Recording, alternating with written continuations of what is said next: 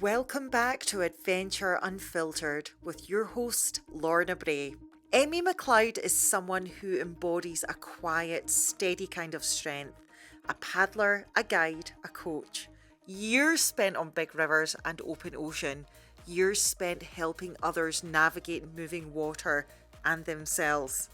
But what struck me in this conversation is that her work has never really been about paddling alone. It's about confidence, about understanding fear rather than fighting it, about calm leadership that creates space for others to grow. I first met Emy on local paddles, where I was still building trust in my board and in myself, and although we both paddled the Yukon River a year apart at different times, we came away shaped by the same vastness, that raw landscape that strips everything back and reminds you who you are. So if this episode carries a keyword, it's confidence. Not bravado, not ego, but the kind built slowly through experience, challenge, and learning to move with the current rather than against it. So let's go. This is Where Rivers Roar and Oceans Call with Emy McLeod.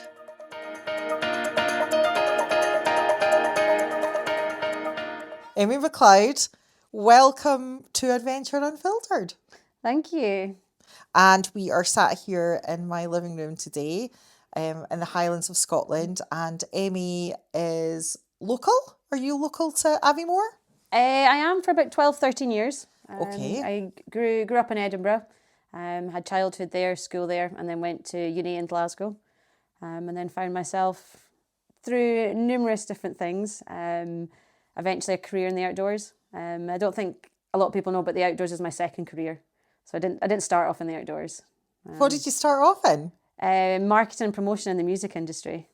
I loved the outdoors, absolutely loved doing the residentials in primary school and high school. We went to Balloch, to Benmore, and I still remember one of the outdoor instructors I had at Benmore, Thea, amazing lady. Like, she taught us loads of stuff to do with mud and rock, and that's pretty much all I can remember. And I've always loved the outdoors since then. And kind of going through high school, I was like, oh, how do I do this as a career? Unfortunately, careers advisors may not have had the best information on how to go into the outdoors for a career. So I did business and marketing at uni. And a close friend that I knew growing up has his own promotions company in the music industry and still does. So I joined in with him and started doing marketing for his big stadium UK tours and Scottish shows. Wow. That's, well, how on earth do you go from that to what you do now? My granddad was very involved in the Rotary clubs, and one of the kind of things that they sponsored and supported was a youth leadership camp that happened every year up at Adronig on Loch Tay. So I went along to that as kind of a camp mentor, camp counsellor, to kind of get involved in that and still kind of keep myself in the outdoors. And I went back year on year, and it came to one year where we were walking up Ben Lors, and yeah, I don't think we made it to the top that year, but it was just the fact that they gave it a go, they gave it a try, and that was so much more rewarding than it was. And then people are going to be like, what do you mean you didn't enjoy the music industry? I was like, yeah, no, it was amazing. I don't fault that. I never regret what I did. It was absolutely amazing, but it was more rewarding being outside and seeing people achieve something they didn't think they could achieve than watching people that paid money to go see their favourite artist play on stage. Was that Ryla Camp? It was Ryla. I went to Ryla Camp You as went to well. Ryla? Yeah, I did exactly the same outdoor centre. Because my dad was in the Rotary Club as well. And So it's these small connections that you just don't know about each other. It's crazy. I remember jumping out a tree into the loch. My first time going down white water in a canoe was on the Ryla Camp. Same. Capsized, but yeah. No, exactly the same. That's the first time I went down in a canoe as well. It was absolutely freezing. And yes, we capsized as well. But that's all part of learning, isn't it? Was that your first time in a canoe then? No, so the first time would have been kind of primary school residentials. I think we rafted them together and played around in them and just jumped out of them and had a lot of fun, learning through having fun. And yeah, it's brilliant. Yeah. And I think there's a lot to be said about outdoor education residentials, and I think that's what's been so apparent, and was really good because the bill for the Scottish Outdoor Education got passed in December by local guy, Nick March, who did a lot of stuff for pushing that. So when that came through, I was super happy to see, because I think every child deserves the right to come on an outdoor education camp for confidence building, self-esteem, and it might be the only week in their lives that they get to experience some of these activities, and I think that's priceless. I think you're absolutely right, and it's really, really interesting that you talk about this, because last week when Stevie Boyle was on, he said almost word for word exactly the same as you about how important it is for every child to experience an outdoor residential. You might not realise it at the time, but people that influence you that young stick with you. Do you think your earliest memories of being in the outdoors are shaped by, the different residential camps and things you were on, or do you have an earlier memory? Growing up as well, we'd always play outside. I always liked being outside. My older sister loved the famous 5 books. So it was like 5 Go Adventuring Again. And I remember it wasn't really an adventure, but like one day we decided to pack all of our stuff and go on an adventure to the garden. So we put all of my stuff in my room in plastic bags and rucksacks, and we kind of then had an adventure outside, which was quite fun, until she decided she didn't want to play anymore, and I was left with all my stuff outside and kind of cried. But that's a different story. That's a different memory. Going on kind of family holidays, we were always outside. We went to the Channel Islands quite a lot, down to Jersey and Guernsey. And some of the beaches, we'd be there for kind of all day, but it wasn't kind of lie around and get suntans, etc. We'd go play around in rock pools or go explore the caves, which I just liked exploring and seeing what was out there. I wasn't a Disneyland kind of person. I've never been. I never would want to go. But yeah, being outside, we're at holidays. So how did that then turn into a career in the outdoors?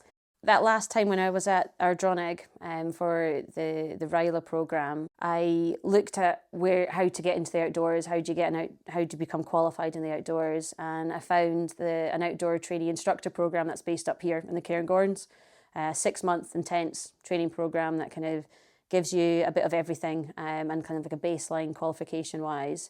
It kind of puts you through your ML training, a number of paddle sports qualifications, biking and climbing. It was a financial investment, and I was like, you know what, if I'm going to do this, why not? I'm going to do it. So I made the decision and applied, came up, had an interview, got on it, and yeah, 6 months turned into a couple of years. A couple of years has turned into even more years, and yeah, that's me being up here, I think 12, 13 years now. All the paddling qualifications have changed now, but I remember going down to Glasgow and Pinkston and walking into a room feeling quite small, a very small fish in a big pond, so to say, kind of wanting to be a sponge and just take everyone's information.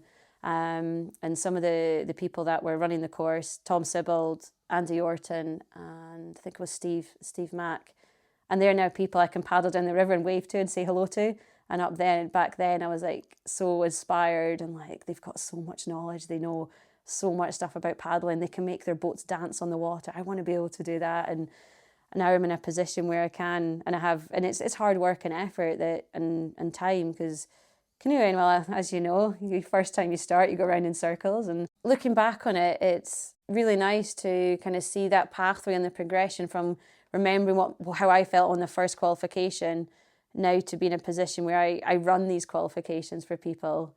And people who are my colleagues now are people who I inspired to be and wanted to be like when I first started, which is pretty incredible.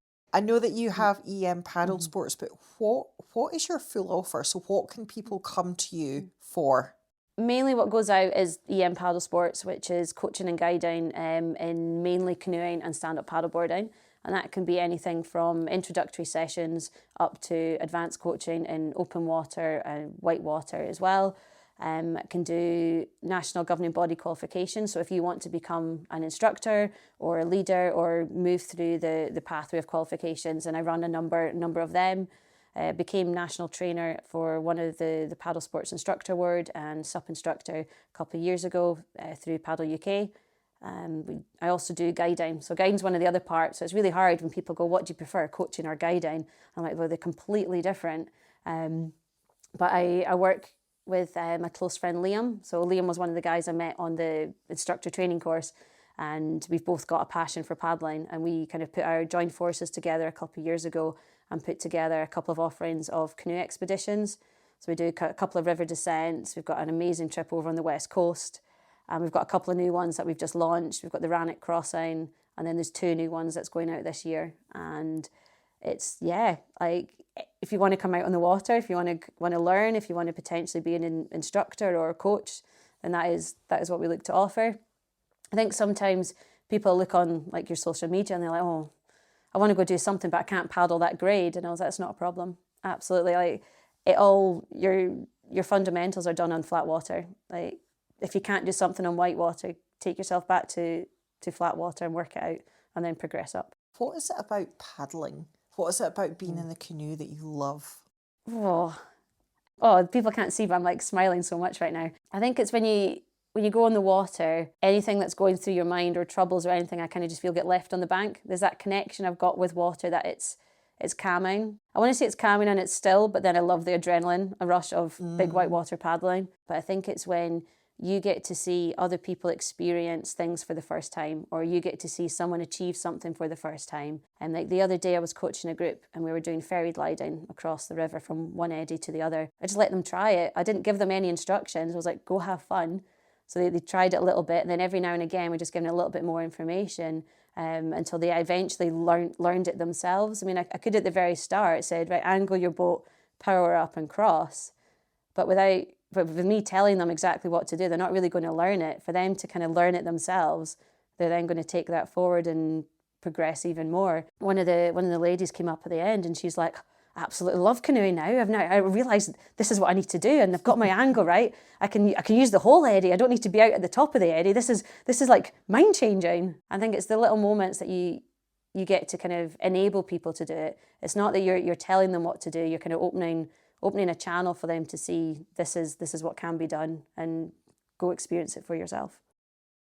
Liam and I's kind of goal with the trips that we run is that, yeah, we want to go to amazing places and give amazing experiences, but they're coached and guided trips. So we're enabling people to be able to then plan these trips themselves, make these decisions for themselves, and at the end of the trip feel that they have the confidence to potentially go and plan a trip and do it for themselves. It's great that we have returning clients that keep coming back to us, but we very much want to coach people and give them the empowerment to make the safe, correct decisions so they can go have more adventures on their own. So, Emy, you've helped shape the UK's biggest women's paddling event. Why do you feel women-only paddling spaces like the Scottish Women's Paddle Symposium matter so deeply? The Scottish Women's Paddle Symposium, I'll probably just call it SWAPS going forward because it's easier to say. Yeah. It was started by 2 amazing paddlers, Mags Duncan and Tracy Sherrington. The event is a fantastic weekend for women to come together. It's crucial to foster that confidence, that skill development, a bit of networking. Allows a really good network of mentoring as well from females who are leaders, are coaches, or want to come into that as a career. They're able to come together and talk about that in a safe environment, in a safe space. It's also really good as females become mums. And that's a really good place to open up and share and talk about going back to paddling after having kids. And I think one of my friends has got her little girl now, Georgina. She's a really good kayak coach, absolutely fantastic paddler, and she's had her first child, and now she's been returning to paddling.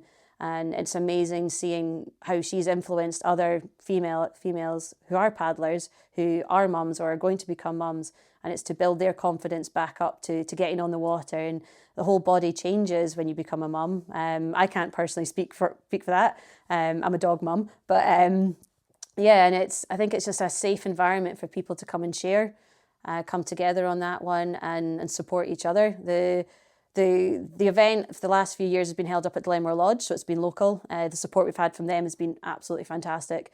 Really good support with facilities. They give us lots of use of their buses and equipment, etc. The vibe is buzzing. You walk in and it's just such a great event. There's always someone to chat to. The talks are fantastic. We've got the brands that come down, so PAM Equipment come, Peak come. Numerous kind of the boat manufacturers come, Piranha, Hugh Canoes, and it's all about kind of finding clothing or boats that fit a female body. And they really do listen, so they take lots of feedback on it, and that's been put into redesign and come up with new brands, new colour schemes, etc. And like it's a massive market out there for females to go paddling. And I think just having one event where everyone can come together and just really share some experience and being out on the water. There's no judgment. You don't have to be the fittest. You don't have to be the best. I mean, people come who've never even paddled before, and they go, right, I'm going to do an intro and try a bit of everything, which is really good, up to people who are like, I'm going to go send a grade 4. And that's absolutely fantastic. There's so much support on and off the water. Sometimes as a female and as a mum, you do like, I mean, my daughter's going to be 15 next week, which is absolutely insane to think about. But when I think about, when she was born, you lose confidence, maybe in yourself and your ability. You're almost, it's like you're this whole other person all of a sudden that has this other little person. So you're trying to rediscover who you are and what you're capable of and what you love. So I think giving outdoors women and women who love being on the water that opportunity, I think that's absolutely amazing. I think being involved in the She Paddles movement and being kind of like an ambassador for female paddling, it kind of shows that you can paddle a boat just as good as a guy. But no, I think it's important definitely for inspiring younger generations to grow up and showing actually these opportunities are for everyone. I do kind of think back, and you kind of look to see what was coming out in the media, in print or online, and there was a lot of kind of male-dominated sports, and it's good to see that there's now a major increase, a major shift in females, especially in paddling as well. And I think it's just important to have that representation there. But I think with the She Paddles, I think there could be a little bit more work, and I'm quite keen to try see and explore it and kind of work with other female coaches on it. And that I'm not going to take anything away from how powerful the women's only events are, because they really are. But it's how do we then go from being women's only to try and kind of bringing it together with the mixed groups again? So those people who might feel slightly judged or might have had a bad experience in the past and they're feeling more comfortable with women, and then they come to a point that actually they want to go on mixed groups paddling again. I think there could be something that we could do to make it a little bit more easier to integrate it from women's only to mixed. But the She Paddles movement has definitely been fantastic to inspire younger generations to get out on the water. I do have a lot of experience in the canoe, but I still get scared. So, for example, last summer we did the Missinabie River, so it was 20 days on the river. It was absolutely incredible, but it was really high water and the rapids were huge. I mean, even the class 2 rapids were massive. I had gone for a swim in the Middle Findhorn before we went away, and it gave me a real fright because I took a swim down the rapid. I couldn't get into the eddy and I couldn't quite catch my breath enough, and I did, and I was okay and I got out. But I'm still scared a lot of the time getting into the canoe. I think it's justifiable to be a little bit scared or even just a little bit nervous, because if not, you become completely complacent and you might not actually start taking in what the risks are around. I think it's good to understand the risks that you're going to go, if you are going to go paddle, and what you're going to do. You start with people very, very, very gently on flat water, not putting them into positions or not stretching their comfort and safety zones, etc. Always checking in with them, making sure they're okay, but also that you are going to fall out at some point. Like, you are going to make mistakes at some point and you are going to go for a swim at some point. But it's how can we mitigate this and how can we coach you in a safe environment that actually, when it happens, you are going to be okay in it. And it's learning to read the water, read the river, but also understand what it's going to do. So if you fall out and if there's a surf wave, or if you fall out and there's a big kind of wave train coming, okay, what position should you adapt in the water? And what's going to happen to your boat?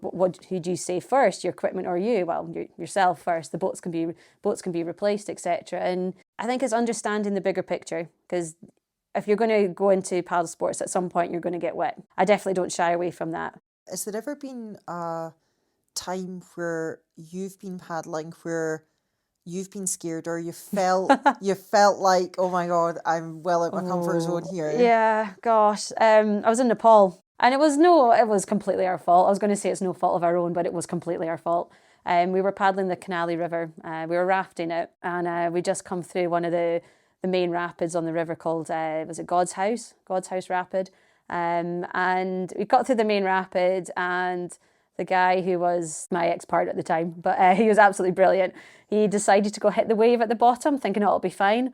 We hit the wave, went completely side in and flipped an oar raft upside down. And that was us swimming for like, God knows how long. We had to get back on and flip the raft over and get in. And I was just like, what were you doing? What on earth did we do that for? Oh my goodness. Did you stay calm, or were you? Once I got my bearings round, yeah, because they had to jump back and flip the raft. And when they flipped the raft over, one of the oars had hit one of the other girls in the face.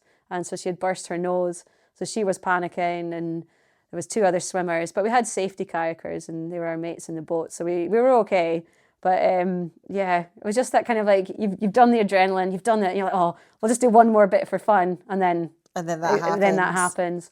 I took a nasty swim on the Findhorn as well. We're in the Findhorn Gorge. I think the Rapids Corkscrew, I think it's called. And I remember we scouted it, had a look at it all. And we're like, oh yeah, you don't want to swim on that part because that'll be a meaty swim. Tried to ferry glide across the top, flipped on the eddy line, and ended up swimming the whole thing. Oh no. But I didn't want to swim in the meaty part. So I just kind of held underneath my boat, which for me, it was the safest thing to do. I had a big air pocket. I was absolutely fine.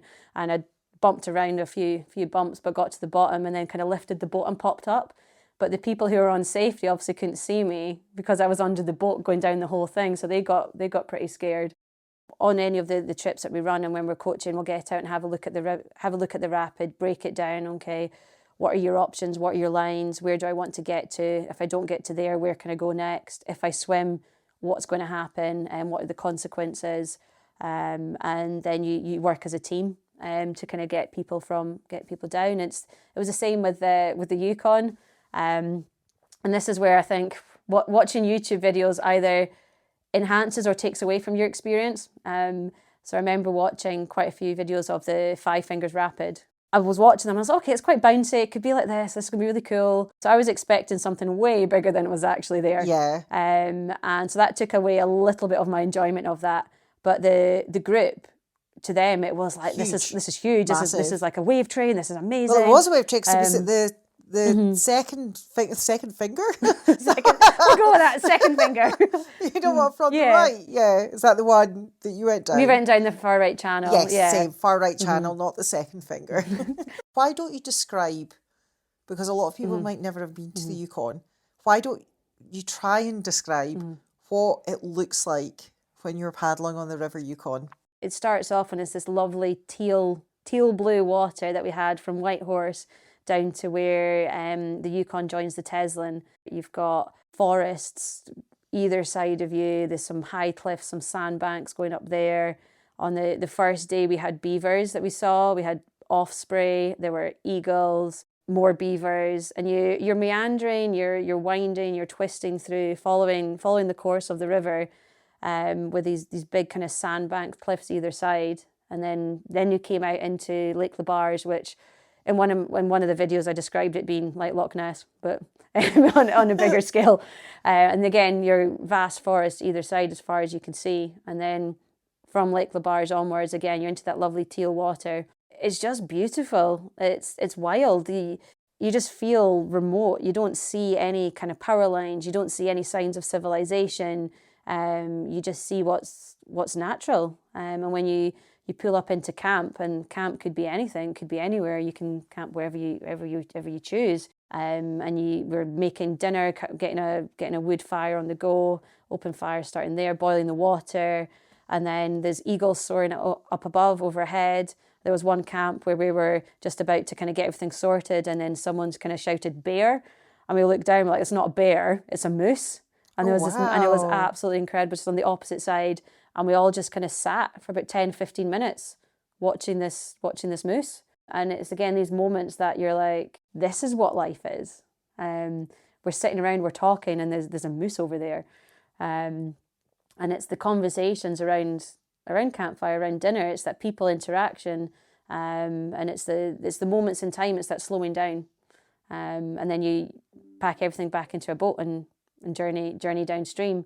Like the river, it braids, and it's like every every little kind of braid, like which channel do you take? And it's kind of, I guess you could kind of put that into life as which channel do you take and where are you going to end up? Everyone's potentially is going to end up in a roughly the same place, but everyone might have a different experience. It's just kind of mirroring what's in life into what happens on the river. And I kind of use the word that you find your own flow when you're on the river. And it definitely, the Yukon definitely kind of brought me back to what I want to do and who I am and what I'd like to do going forward. Is that I worked so much. Like you go freelance or self-employed and you start your own business. It's that you don't want to say no, you don't want to let people down. And then, but actually when you come to it and you slow down, you realise I need to do a little bit more for me. And that trip was just that.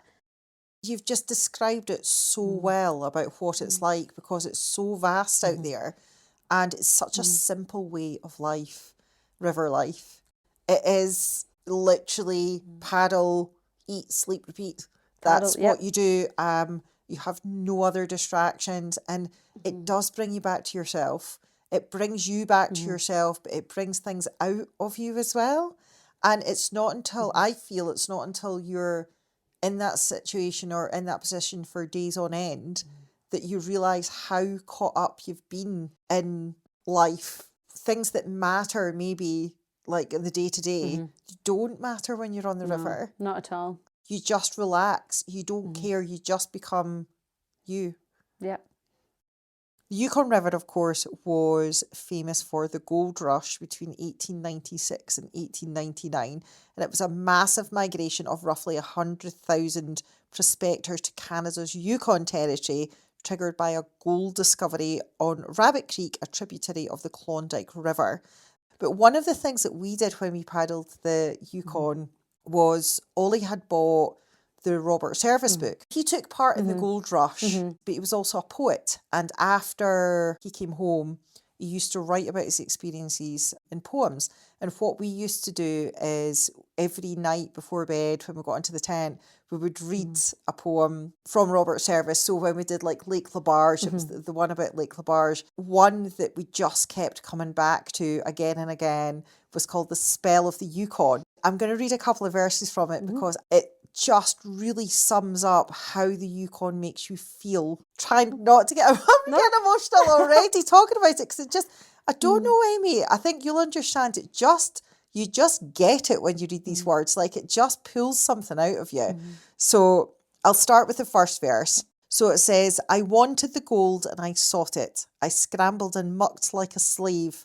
Was it famine or scurvy? I fought it.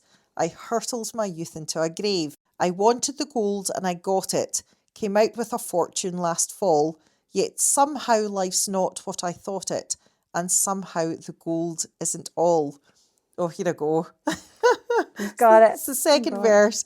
No, there's this land, have you seen it? The cussedest land that I know, from the big dizzy mountains that screen it, to the deep death-like valleys below. Some say God was tired when he made it, some say it's a fine land to shun.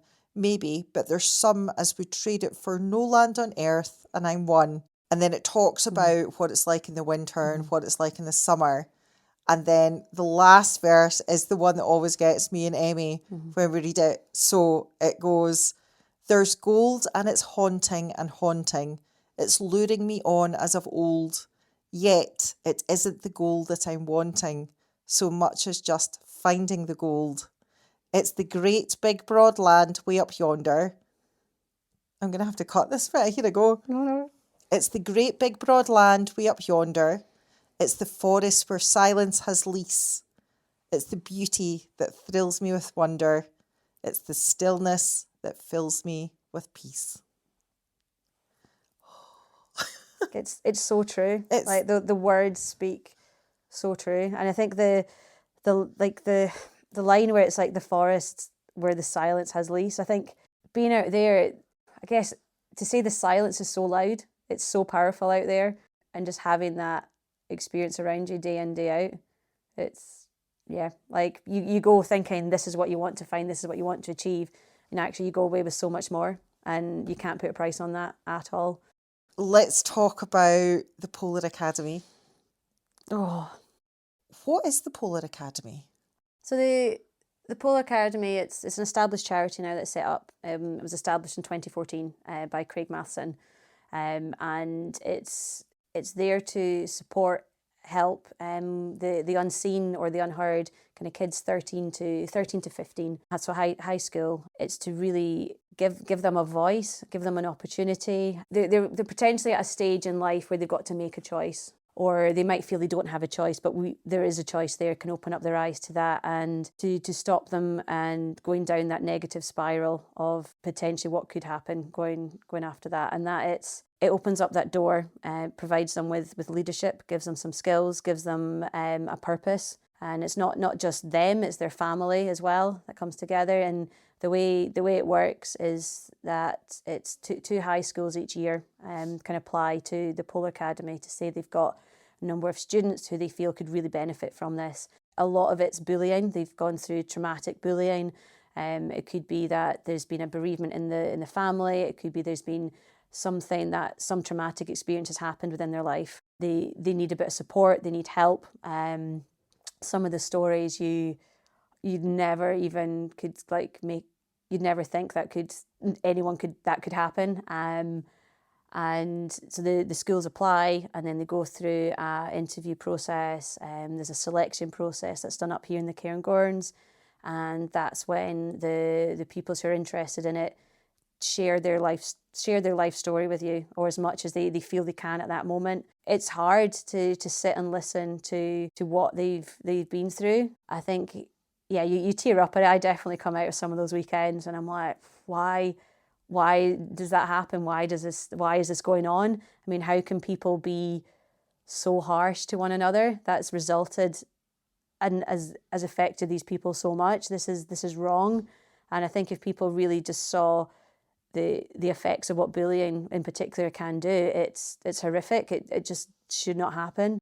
They talk about an explorer that inspires them, and you get the Shackleton comes out quite a lot. But for me, I sit in that room, and every single one of those children that comes through that door inspires me to want to keep doing the Polar Academy, want to keep going out and helping them, want to help in their leadership program, want to give something back to them, because they have brought up so much strength, determination to get themselves to that, to even apply, to put themselves forward. Sometimes the school puts themselves forward instead of the kids, and they inspire you so much to keep going. Everything from their leadership training weekends to their tire halls to practice pulling the pulks, and they're turning up in all weather. They're turning up day in, day out to do it. They're committed to do a fitness and sanity program that they do throughout the school. They turn up to that. The families get involved, and they might not have had any friends or anyone to turn to or talk to at all before joining and becoming on the Polar Academy team. But they leave with friends. They've got a tight unity with the others that are in their school that come on it. They've got someone they can say hi to in the corridor. They've got someone they can sit and have lunch with. And them turning up is inspiring for me to keep wanting to give back and give more. If I could, I would. The expedition is incredible. That's what they're trained for. We were in Greenland last year, and this year we're splitting. Half are going to Greenland, half are going to Finland, and they're prepared for it. They're mentally ready, and yeah, it's going to be hard and it'll be tough. It'll be probably the toughest thing they'll ever do, but it'll be so rewarding for them. And like some of the kids last year, like you meet them on the selection weekend, and they're shell, they're broken, and you just feel how is society, what is going on? I can't even put it into words really, that has allowed other people to treat people like that. But their perseverance, their determination, they pull through and they throw everything into it. They're so committed to it, and seeing them start off on day one on the exped, where they're getting into their harnesses, they've got their pulks on, and they're going to start crossing the ice. It's in Greenland, to make it up through into kind of Lake 1, Lake 2, where we were at, and it's an experience for them. They have to push each other. Teamwork's the biggest thing, and it's for a lot of them, trust is a big thing for them, having to trust one another, trust us, when they may never have trusted people in their life with what's happened. The team is a success because everybody works together. They're absolutely incredible in going from hard, like someone was really really low self-esteem, would hardly even speak to us, and you see them flourish throughout the year. You see them grow, you see them change, and you see them smile. Like there's one or two, I'm like, oh, this is brilliant. You're smiling now. You're coming to talk to me. Or even just their postures changed. They've gone from kind of being hunched over to standing up tall and feeling, you know what, I have a purpose here. I am something, and I am going to be something. I'm going to prove it. And it's so rewarding. Oh, it's incredible. It's one of the most rewarding bits of work I do. I know we've just spent ages talking about how amazing the Yukon was, and the Yukon is amazing. It is fantastic. But the Polar Academy is another level. Not surprising that you won an award recently as well. Yes, I did. I was surprised to win it, because there's so many people that I look up to and I admire, and I learned so much. And I think that's why community of practice events are so great, because all the coaches and guides come together and you talk about what works, what doesn't. I love co-guiding and co-coaching with people, because you can go, oh, you've done that slightly different. And I think there's never one way to teach something, because we're all different learners. We've got different styles. And it's great to be able to have many ways to teach things. So I was very. What was the award called? So there was actually two I've been recently. So I got Provider of the Year for Paddle Scotland. So that was a recognition award, and that was to do with the courses that I deliver. So everything from kind of being an instructor up to coaching, or even the guided trips that I provide as well, with particularly on the River Spey, or the kind of outdoor education courses I've ran. And that was amazing to win. I was up against, so you get those three finalists that came through. It was just amazing to have that recognition in the first place, and it was just it was very, very nice to have received that award. And it's nice that people voted for you, because it's voted by your peers. I was even more surprised to get there was an award for. So I'm a delivery partner, so which means there's a number of people who provide things that have signed up to be a delivery partner with Paddle UK.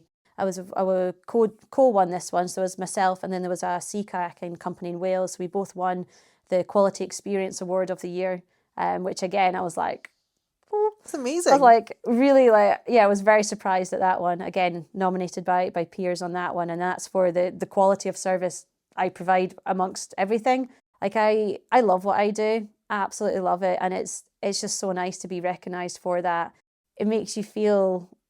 It's a hard thing to describe. As I still remember that those first couple of times I've met people, or if I've been on courses where I'm being coached by people who have won these awards, and I'm like, one day I'd like to be like, one day I wonder maybe I could be like that. And here I am. And a couple of the kind of the big names in paddling when I first started, I now get to call my friends and go paddling with. Like Mike Devlin lives in near the East Coast, and I remember I had to guide a trip with him, and it was the first time I met him, and I was like, oh. And it was absolutely brilliant, and now we're really good friends. Nancy Chambers, she assessed me in one of my paddling courses as well. And now Nancy and I chat about the River Spey, and it's really cool that, we can go out and do things together. You are one of these people now. It's just really like... You're one of those people that you looked up as a kid or when you were younger and was like, I'd love to be that. And that's you now. And it's surreal to think that. It's really, like, it's so rewarding. I'm so happy. I really, really am. But it's like... so well deserved. It's kind of part to be like, really? Am I? Yes. Yes, you are, Amy. Thank you. So before we finish up, I have a final question, and it's a question that I like to ask all my guests at the end of their episodes, and it's to do with the strapline of Adventure Unfiltered, which is, in the wild, we remember who we are. And I want to know what that means for you. It's a good strapline. It's a very good strapline.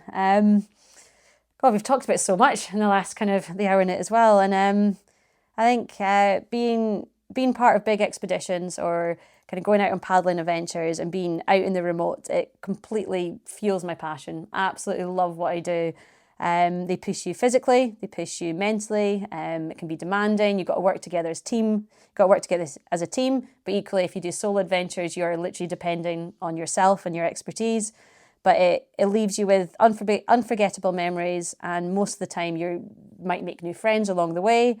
And it's in those moments that you're far from the noise of everyday life. That's when I feel most alive and connected with people and connected with nature, is being out there and remembering who I am and what it means to me, and yeah, being in the wild, and there's no words to describe it. And I think that's what's amazing about your tagline, is that yeah, be in the wild and be you. What a conversation with Emy McLeod. It was just so wonderful to share so many common experiences. But what stayed with me after this conversation was the steadiness of Amy's leadership. She's paddled vast rivers and open oceans. She's guided, coached, and mentored countless people on moving water. And her recent recognition as a Paddle UK Quality Experience Award winner and Paddle Scotland Provider of the Year reflects not just skill, but the deep respect she holds within her community. But titles only tell part of the story, of course, and what truly defines Emy is how she helps others build confidence, not through bravado, but through understanding, patience, and experience. On rivers that roar and oceans that call, she reminds us that confidence isn't about control, it's about awareness, trust, about knowing you can move through fear and come out steadier on the other side.